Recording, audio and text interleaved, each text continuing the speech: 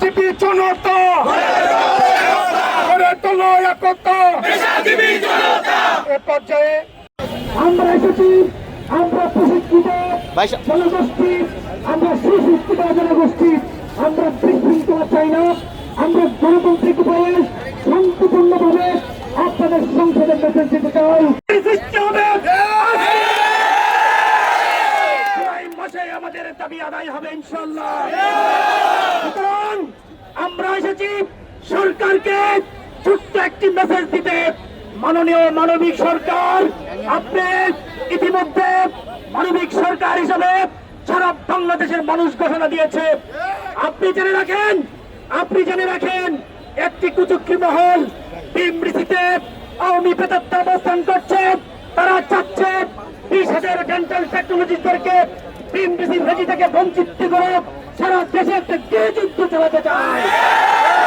এদের নীল লক্ষ্য মাননীয় প্রধানমন্ত্রী, আপনাকে যেটা বলছি, সংসদে বলছি, আপনারা জেনে রাখুন 1980 সালে বিএমডিসি আইনে যাদের কোনো পড়াশোনা নাই, যারা কোনো ডাক্তারের অধীনে 5 বছর প্র্যাকটিস করছিল, তাদেরকে নিবন্ধন দেওয়া হয়েছে। অথচ আমরা 4 বছর পড়াশোনা করার পরও আমাদেরকে নিবন্ধন দেওয়া হয় না। 2010 সালে হয় নাই। 1910 সালে যে মেডিকেল ডিগ্রি অ্যাক্ট করা হয়েছে, সেখানেও আমাদেরকে বঞ্চিত করা হয়েছে। শুভঙ্কর ফাঁকি রাখা হয়েছে। বিএমডিসির 5ম তফসিলের ধারা অনুসারে আমরা নিবন্ধন যোগ্য। আবার কোথাও শুভঙ্করের ভাগ্যে রাখা হয়েছে। আমরা সেই ভাগ্যগুলো সংশোধন চাই। অথবা রাষ্ট্রের কাছে আমরা চাই আপনার প্রয়োজনে নতুন বিধি প্রণয়ন করেন। আমরা একটা শৃঙ্খলা আসতে চাই, আমরা অরাজকতা চাই না। আপনাদেরকে যারা শৃঙ্খলা আনতে, আমাদের শৃঙ্খলা আনতে যারা বলে দেয়, তাদেরকে আইনের আওতায় নিয়ে আসেন। বিএমডিসি তালবানা বন্ধ করেন। বিএমডিসি কে একটা বিশেষ সিন্ডিকেটের প্রতিনিধি হতে দেন না। আপনার জনতার জনগোষ্ঠীর প্রতিনিধিত্ব করে এই দেশের প্রতিটা প্রফেশনের লোক। এই স্বাধীন বাংলাদেশে আমাদের সাংবিধানিক অধিকার আমাদেরকে প্রতিষ্ঠিত করতে হবে। যে কর্মসূচি ঘোষণা করা হোক, সেই কর্মসূচি আমরা ঘোষণা করব। আমরা আমাদের নেতৃবৃন্দের পরামর্শক্রমে, সবার পরামর্শক্রমে, প্রশাসনের পরামর্শক্রমে আমরা আবার শহীদ মিনার অবস্থান করব। যতক্ষণ পর্যন্ত আমাদের পক্ষে ইতিবাচক দাবি না আসবে, ততক্ষণ পর্যন্ত আমরা কেন্দ্রীয় শহীদ মিনার অবস্থান নিয়ে যাবে ওনারা।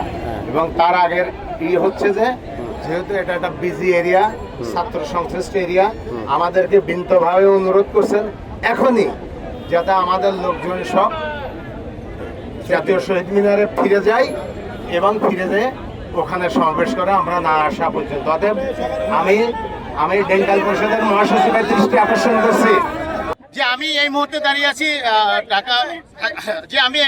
আছি ঢাকা বিশ্ববিদ্যালয়ের রাজু চত্বরের সামনে। এখানে বাংলাদেশ ডেন্টাল কাউন্সিলের যারা প্রতিনিধিরা আছে, তাদের দাবি দেওয়া নিয়ে তারা রাজপথে আজকে হাজির হয়েছেন এবং তারা শহীদ মিনারে অবস্থান করছিলেন। শহীদ মিনার থেকে এখন তারা রাজু চত্বরের সামনে এসে অবস্থিত হয়েছে এবং তাদের দাবি দেওয়া নিয়ে একটি প্রতিনিধি দল সচিবালয়ে ইতিমধ্যে প্রবেশ করেছেন এবং আইন শৃঙ্খলা বাহিনীর অনুরোধে তারা আবার সচিবালয়ে ফিরে যাচ্ছে, কিন্তু ফিরে যাচ্ছে শহীদ মিনারে, কেন্দ্রীয় শহীদ মিনারে ফিরে যাচ্ছে। কিন্তু তাদের দাবি হচ্ছে, তাদের দাবি দেওয়া যতক্ষণ পর্যন্ত মেনে নেওয়া হবে, তারা রাজপথ ছাড়বে না। এবং যারা যেহেতু দীর্ঘদিন ধরে এটা অবহেলিত, এজন্য তারা এই রাজপথ থেকে তাদের দাবি আদায় না হওয়া পর্যন্ত তারা ঘোষণা দিয়েছে তারা রাজপথ ছাড়বেন না। যে রাজু চত্বর থেকে সর্বশেষ এই ছিল আমার কাছে।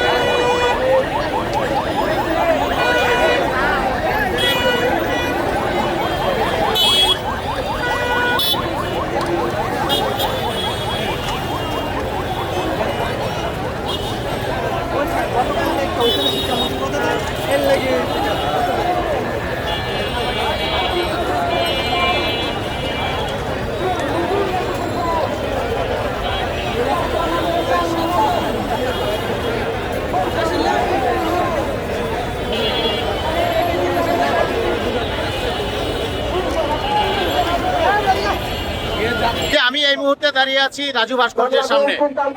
সকাল থেকেই বাংলাদেশ ডেন্টাল পরিষদের যারা আন্দোলনকারীরা আছেন তারা সকাল থেকেই শহীদ মিনারে অবস্থান করেছেন।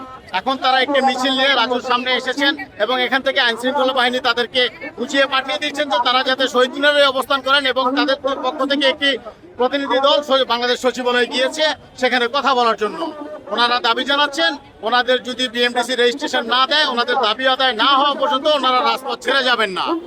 এখন যে প্রতিনিধি দল গিয়েছে তাদের ফিরে আসা পর্যন্ত তাদেরকে শান্তিপূর্ণভাবে অবস্থান করার জন্য আহ্বান জানিয়েছেন আইন শৃঙ্খলা বাহিনী, এবং তারা সেটা মেনে নিয়ে তারা আবারও পুনরায় শহীদ মিনার ফিরে যাচ্ছে। এখন পর্যন্ত অত্র এলাকায় কোনো অপ্রীতিকর ঘটনা বা কোনো ধাওয়া পাল্টানোর ঘটনা ঘটেনি। এই পর্যন্ত ঢাকা বিশ্ববিদ্যালয় থেকে আমার কাছে এই ছিল সর্বশেষ।